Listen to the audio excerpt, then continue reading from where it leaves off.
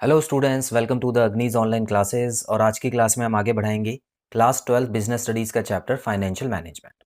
सो students, आज हम करने वाले हैं factors affecting working capital requirement. So आपको याद होगा स्टूडेंट्स, लास्ट क्लास में हमने वर्किंग कैपिटल का इंट्रोडक्शन लिया था। उसके बाद मैंने ऑपरेटिंग एक्टिविटीज़ बताई थी, ऑपरेटिंग साइकिल के बारे में बताया था। तो ऑपरेटिंग साइकिल इसी टॉपिक का एक इम्पॉर्टेंट पार्ट है, ठीक है, क्योंकि उसकी वजह से ही वर्किंग कैपिटल रिक्वायरमेंट पे फ़र्क पड़ता है।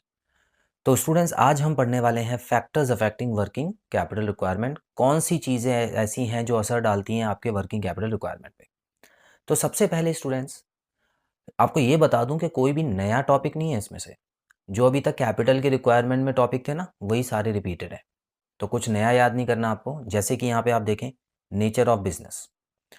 तो ये हमने बात की हुई है स्टूडेंट्स की trading companies require less working capital as sales are made upon receipt of materials.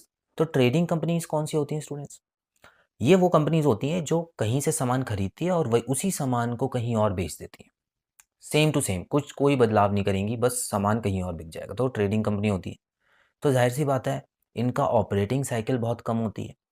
तुरंत उन्होंने सामान खरीदा और तुरंत बेच दिया। तो ऐसे में इनकी वर्किंग कैपिटल रिक्वायरमेंट कम कही जा सकती है।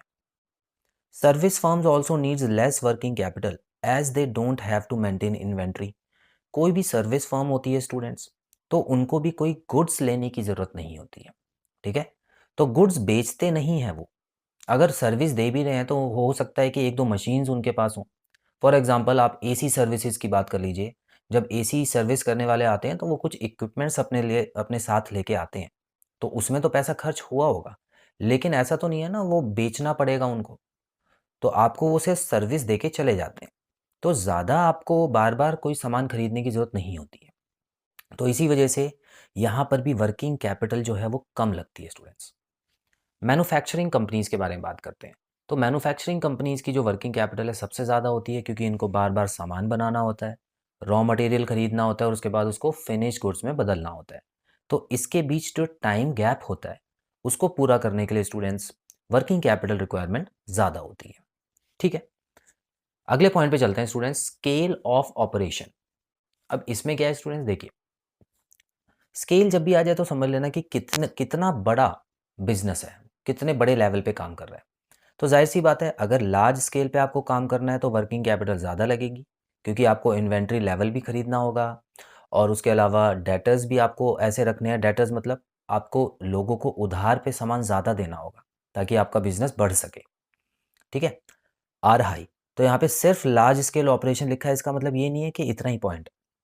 इसका ऑपोजिट मतलब इसका वाइस वर्सा जो होता है वो आपको खुद ही लिख लेना है कि या तो आप ऐसे लिख सकते हैं as compare to small scale operations, ठीक है।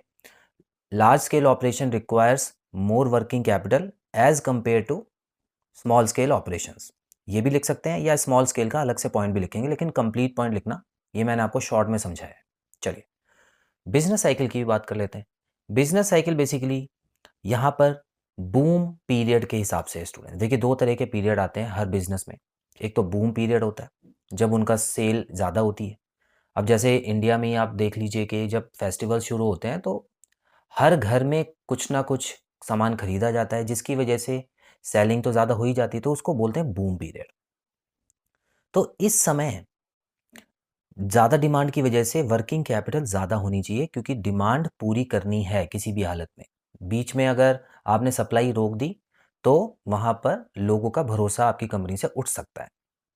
During recession less working capital is required as demand falls. तो रिसेशन का मतलब ही होता है स्टूडेंट्स बूम का ऑपोजिट।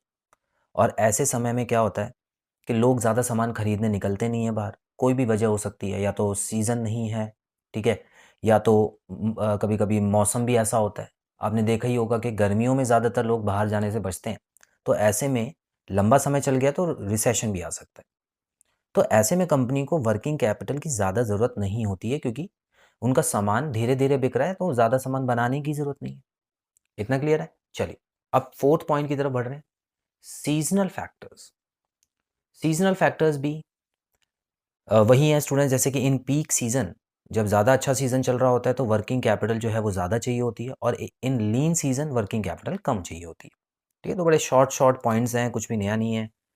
अब हम, क्योंकि टोटल 6 पॉइंट्स मैं हमेशा कराता हूँ आपको, तो आज भी मैं इस टॉपिक के 6 पॉइंट आपको कराऊंगा, ताकि अगर ये 6 नंबर का क्वेश्चन आ जाए तो आप आराम से कर लें स्टूडेंट्स। क्रेडिट अलाउड, ये वाला नया पॉइंट है, इसमें देखते हैं। It determines the average time period needed to collect the sale proceeds. अब देखिए स्टूडेंट्स, कुछ कंपनी इस भरोसे पे काम करती हैं कि वो अपना सामान उधार पे बेचती है, ठीक है। वो लोगों को, यानी कि अगर वो कंपनी है तो हो सकता है होल सेलर उनके पास आते हो बहुत सारे सामान लेने के लिए, तो ऐसे होल सेलर्स को वो उधार पे सामान देती है, ताकि बड़े आराम से वो अपना सेलिंग कर सकें, और उसके बाद जो पैसे आ जाएंगे जब, तो कंपनी बोलती है आप हमको तब दे देना। तो इसको बोला जाता है स्टूडेंट्स कि क्रेडिट पॉलिसीज़ क्या है कंपनी की। तो अगर कंपनी बोलती है कि हमारी क्रेडिट पॉलिसी लीनियंट है, मतलब लिबरल है, हम ज़्यादा उधार आपने एक बार ले लिया तो ऐसा नहीं है कि हम बार बार आपको फ़ोन करेंगे, मंगवाएंगे, ठीक है आप अपने आप ही दे दीजिएगा, या आप उधार और भी ले सकते हैं हमसे, तो ये होता है लिबरल क्रेडिट पॉलिसी। तो स्टूडेंट्स, जिन कंपनियों में ऐसी पॉलिसी होती है तो जाहिर सी बात है उनको वर्किंग कैपिटल ज़्यादा रखनी पड़ती है, क्योंकि उधार उन्होंने दिया हुआ है, उनकी कंपनी में कैश फ्लो कम हो सकता है, तो ऐसे में उनको वर्किंग कैपिटल जो है वो ज़्यादा रखनी पड़ेगी। लेकिन कुछ कंपनीज ऐसी होती हैं जो उधार पे इतना भरोसा नहीं रखती, ज़्यादातर छोटे लेवल की कंपनीज ऐसी होती हैं जो ज़्यादा उधार लेती भी नहीं है, देती भी नहीं है। तो ऐसी कंपनीज को वर्किंग कैपिटल ज़्यादा रखने की ज़रूरत नहीं है, क्योंकि वो वैसे भी किसी को उधार नहीं दे रही है, तो उनके पास ऑलरेडी कैश होता है, ठीक है। तो यहाँ लिखा है a company following liberal credit policy needs more working capital due to more debtors. However, in case of strict credit policy less working capital is required. तो बिल्कुल सेम पॉइंट है। चलिए लास्ट पॉइंट और करेंगे students, availability of raw material. अब होता क्या है, कभी कभी स्टूडेंट्स कुछ कंपनीज ऐसा काम करती हैं जिनका रॉ मटेरियल मिलना मुश्किल होता है, जैसे कि the business which doesn't have easy access to raw material, जैसे कि इंपोर्टेड गुड्स। अब ऐसी कंपनी है जो सिर्फ इंपोर्टेड गुड्स से ही सामान बनाती है और बेचती है। तो इंपोर्टेड गुड्स का क्या होता है स्टूडेंट्स, कभी कभी क्या होता है गवर्नमेंट चेंज हो जाती है, तो वो इंपोर्टेड गुड्स पे टैक्स ज़्यादा लगा देती है, तो ऐसे केस में इन कंपनीज का जो बिजनेस है अफेक्ट होता है। कोई और भी वजह हो सकती है, बहुत सारी वजह होती हैं स्टूडेंट्स, कभी कभी फॉरेन कंट्रीज़ की जो गवर्नमेंट है वो भी अपने रूल्स चेंज कर देती है। तो ऐसे में क्या होता है कि इनको अपने आप को सेफ रखने के लिए वर्किंग कैपिटल जो है वो ज़्यादा रखनी होती है, ठीक है। कि कभी ऐसा कोई किस्सा हो गया कि कंपनी को इंपोर्टेड गुड्स पे ज़्यादा पैसा देना हो गया, तो ऐसे में कंपनी के पास कम से कम वर्किंग कैपिटल ठीक ठाक होनी चाहिए, ताकि वो अपना सामान बना सके और सप्लाई जारी रख सके, ठीक है। तो यहाँ पे वही पॉइंट लिखा हुआ है, the more working capital is required as higher inventory level is to be maintained. बस इतना ही है स्टूडेंट्स। आप इन, जिसमें मैंने सिंगल साइडेड पॉइंट्स लिखे हैं, जैसे कि इसमें भी आप देख सकते हैं कि ऐसे बिजनेस के बारे में लिखा है जिनके लिए मुश्किल होती है, आप इसका ऑपोजिट करके भी लिखिएगा, पूरा पॉइंट लिखिएगा, तब जाके आपको पूरा मार्क्स मिलेंगे। तो स्टूडेंट्स, इतना ही आज की क्लास में हम करने वाले हैं। तो आई होप आपको वर्किंग कैपिटल रिक्वायरमेंट का पूरा टॉपिक समझ आ चुका है। सो बहुत जल्द मिलते हैं अगली क्लास में। Till then, bye bye.